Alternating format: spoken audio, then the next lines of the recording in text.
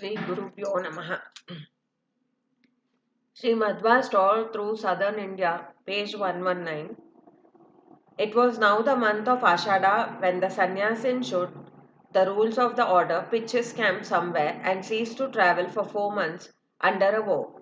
Shri Madhwa camped in Rameshwaram where Vidyashankara also fixed his camp for the period. Vidyashankara tried his level best to make it hot for Shri Madhwa to stay here. Various annoyances, small and great, were tried in vain to force him to leave the place. He tried a sort of guerrilla warfare by devising endless petty harassments so as to make the sojourn anything but peaceful and comfortable to Sri Madhwa. But Sri Madhwa remained quite unruffled by the mischiefs. He showed himself quite above pettiness and treated the tactics of the enemy as beneath contempt.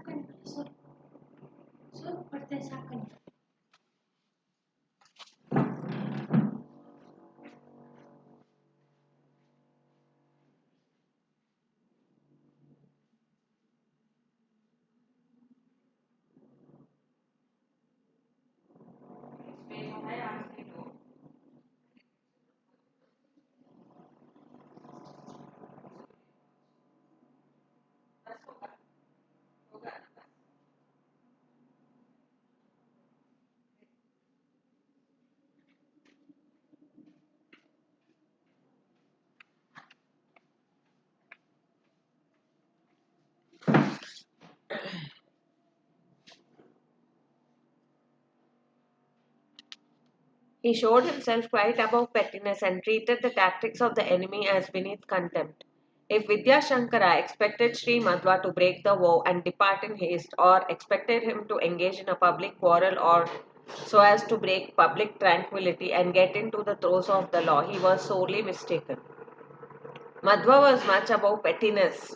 At that young age also, he was not disturbed by the attempts of his rival to make it difficult for him to continue the stay there. But he did not mind anything. He was above that, he says. After a stay of 4 months on Rameshwaram, Sri Madhwa and his party journeyed home through the Pandya and Chola country on the Coromandel coast. He stopped for some time at the island of Sri Rangam to visit the famous temple of Sri Ranganath, situated at the confluence of the expansive Kaveri and Kolarun. This was, as it is even now, the most important center of Vaishnava faith in southern India. Proceeding from Sri Rangam, Sri Madhwa took many an important place in the kingdom of Tanjore. Among them, one is noteworthy. Near Shayali and Chidambaram is the famous temple of Sri Mushnam dedicated to Bhuvaraha. It is now a village in the British taluk of Chidambaram, South Arcot district. So this is the time when Acharya wrote the book was in the 1900s. So he is still talking about the British rule. Currently, we know that Sri Mushnam is located in Tamil Nadu and it is having the temple of Bhuvaraha. So Acharya Madhva um, returned through the coast of the Coromandel and he visited Srirangam and Sri Mushnam. The chronicle of Sri Mushnam contains a reference to Sri Madhwa's visit to this place. It mentions a holy pond known as Danda Tirtha as sanctified and created by Sri Madhwa's Danda. It is said that the Acharya observed while staying in a Brahmin's house where he was treated with great hospitality that the village suffered much from the scarcity of water. He took compassion on a pregnant lady and created this Tirtha out of his Danda, thus conferring on the hospitable host and the villagers the boon of an unfailing fountain of water. This Danda Tirtha, it may be noted, claims an origin similar to the Danda Tirtha near the Acharya's village of birth, where also it is said that a fountain was tapped by the mysterious aid of the Acharya's wand in order to furnish his late Guru with a perennial flow of water for his lands. At Sri Mushnam, there is a note in the chronicle about Acharya Madhwa's visit there, and at that time, due to the scarcity of water, people were suffering, and his host also was. So, taking pity on that, he has created a perennial source of water which is named as Danda Tirtha. And this Danda Tirtha is a second of its kind because there is one more near the birthplace of Acharya, where he had also created one source for his Guru. In this return journey, the Acharya had, of course, to meet many Pandits of South India, in particular assemblies. He addressed many assemblies of learning and vigorously expounded the true import of the Upanishad. While he was coming back to Udupi, he met many Pandits in South India and did have some public assemblies where he vigorously expounded the actual truth that was contained in the Upanishads. Once, in a temple on the banks of the Chandragiri, and the Aitreya Upanishad was the subject of a sensational discussion. In this connection, Shri Madhwa told his hearers that every Vedic utterance conveyed a triple meaning, that the verses of the Mahabharata had as many as 10 meanings, and that each word of the Vishnu Sahasranama conveyed 100. The audience seized upon this assertion and challenged Sri Madhwa to illustrate his statement by expounding 100 meanings of the Sahasranama. So it is said that on his way back and on the banks of the Chandragiri river, Aitreya Upanishad was the subject of a sensational discussion where Acharya Madhva told his listeners that every word and sentence in the Vedic literature contains at least three meanings, and Mahabharata 10 meanings, and the Vishnu Sahasranama which appears inside the Mahabharata contains a minimum of at least 100 meanings for each word. Then the listeners in the audience, they challenged him. They asked him, "Can you explain to us the 100 meanings of the Vishnu Sahasranama?" The Acharya began with Vishwa, the first, asking his learned hearers to follow him with care. As the exposition proceeded, the admiring Pandits felt staggered as they could no longer follow the grammatical intricacies and much less retain them in memory. Sri Madhva went on with the exposition without the least effort until the Pandits begged of him to stop, saying that though he was quite competent to substantiate his assertion, their limited intelligence and knowledge did not enable them to grasp his interpretations and follow the thread. Acharya very uh, easily and effortlessly started his exposition on the first Nama Vishwa, and as he went on without any break, the Pandits were weary. They could not follow him because of the intricate grammatical assertions and the way it could be interpreted. Another temple on the banks of Payasvini witnessed an equally sensational gathering. A large number of Pandits from all parts of South India had met there to earn royal rewards for merits ascertained by the old system of Viva Voce examination. Sri Madhwa came and halted here on his homeward journey. The occasion was naturally availed of for a great polemic assembly. Various verses in the Vedic literature formed the text of the prolonged argument. Sri Madhva explained his own position with citations of authority. Some were satisfied and others not. Another temple was there on the banks of the Payasvini, also called as Chandragiri. There also many Pandits had met there for the getting a kind of assertion about what they have accomplished through questions and answer sessions. Sri Madhwa explained his own positions with citations of authorities. In the gathered people, some were they were understanding what he was saying and they were following the thought, whereas others they did not want to and they did not believe that it could be true. The youth of the Acharya was perhaps one circumstance that stood in the way of his being at once universally accepted. People do have a prejudice against youthful wisdom and a partiality for hoary old age.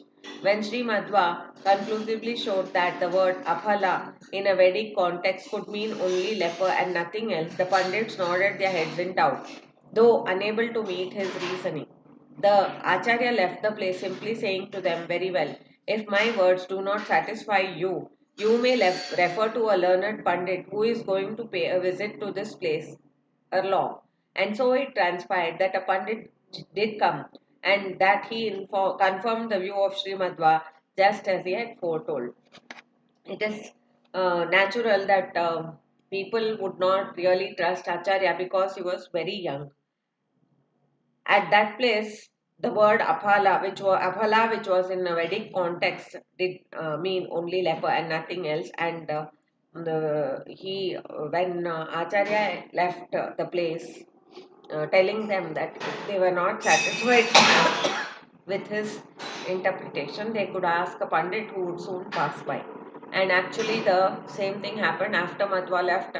After some time, immediately, there was a pandit who came there and he actually explained to them that the meaning was indeed leper only. So the foretelling of Madhwa had come true. In due course, the party returned to Udupi and offered worship at the feet of Ananteshwara by a service of hearty thanks giving for the successful accomplishment of the tour. It was an arduous journey to accomplish in those days. Starting from Udupi, he literally made a full tour of South India by chiefly taking the west coast on the way to Rameshwaram and taking the east in the return journey.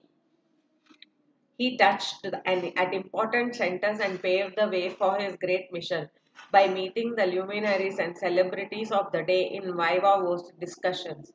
He attacked the official head of the old school and shook the foundations of the old edifice. This meeting must have opened men's eyes a bit to see that robes and scepters were not by themselves unimpeachable passports of knowledge, and that innovations might be tolerated if founded on good reasons and authority. Men whose minds were already suffering from the acute doubts, but who had not dared to speak out their minds regarding the meeting and the tour as such, and the tower as an epoch making event, and they no longer spoke of the Shankarite monastery and its institutions with bated breath. They rejoiced to see a new star in the galaxy that bade fair to outshine all other constellations by its radiant splendor. They realized that a new sun had appeared by the side of which the old lamps were not even as good as rushlights. So, the way Acharya Madhwa's philosophy and his wonderful exposition of the Vedas and Upanishads were taken by the society is explained. Some people who were already skeptical about the previous Siddhanta, they were welcoming of this new outlook on what the actual way interpretation of the Vedas could be, and they were waiting for more from this side. That is, they were thinking about him as a new sun which would outshine all the other smaller lamps that were there. And until then, the Shankarite monastery had the complete, sway over every person who believed in God. And now there was a deviation. Some people who had acute doubts about that, they came over to this side. We may pause a minute to ponder over the results of this tour, lest we should fail to realize its full import, as we are apt to do if we do not weigh it well in our minds. A young ascetic bent on introducing innovations more or less radical into the stronghold of conversation, conservatism, traveled through strange lands with very uncertain prospects of welcome. He encountered the powerful chief of the opposing sect, the then prevailing sect at Trivandrum and also at Rameshwaram, pitted against such a powerful enemy and encountering the 1001 troubles and annoyances incidental to such an unhappy coincidence and contact. Sri Madhwa travelled through inhospitable countries and overcame opposition by the sheer force of his personality. He would have been nowhere as against Vidya Shankara if he had been less daring, less learned, and less resourceful than he was.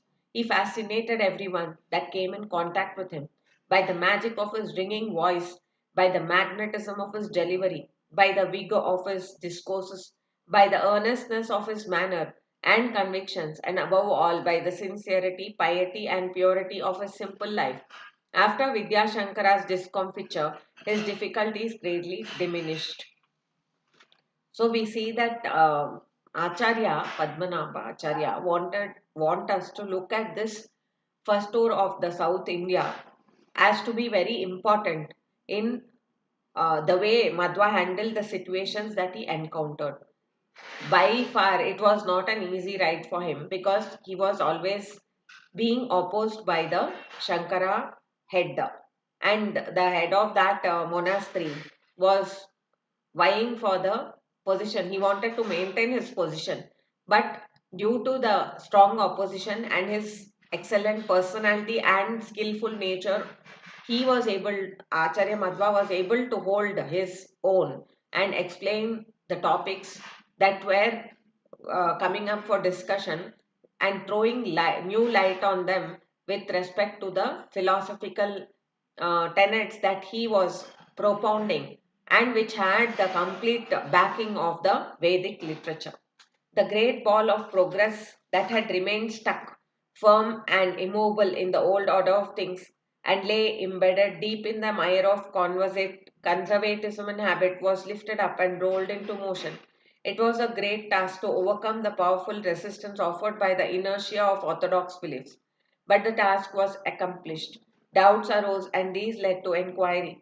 The march of Sri Madhwa along the coast of Coromandel via Sri Rangam and Sri Mushnam was not altogether on a bed of thorns, though it was not yet a bed of roses also. The assemblies of learning did not descend into pettiness in their opposition. They were prepared to listen and to appreciate instead of mobbing of zoning him as an innovator. This was, of course, a promising preparation of the field so to sow the seeds of his message. He had good reason to hope that the soil was not barren, to hope that the harvest would be far from despicable. The way in which the people received the new thought process, the innovative way of handling the doubts that came up was like taken with a positive attitude by many people. They did not just want to stop him and tell him to get out on. They were very much welcoming of his new thought processes in some places. Whereas in some places it was more difficult for him. First tour of Badri, we move on to the next chapter, which is chapter 11, which we can continue in the next day. Shri Krishna Arpanamastu.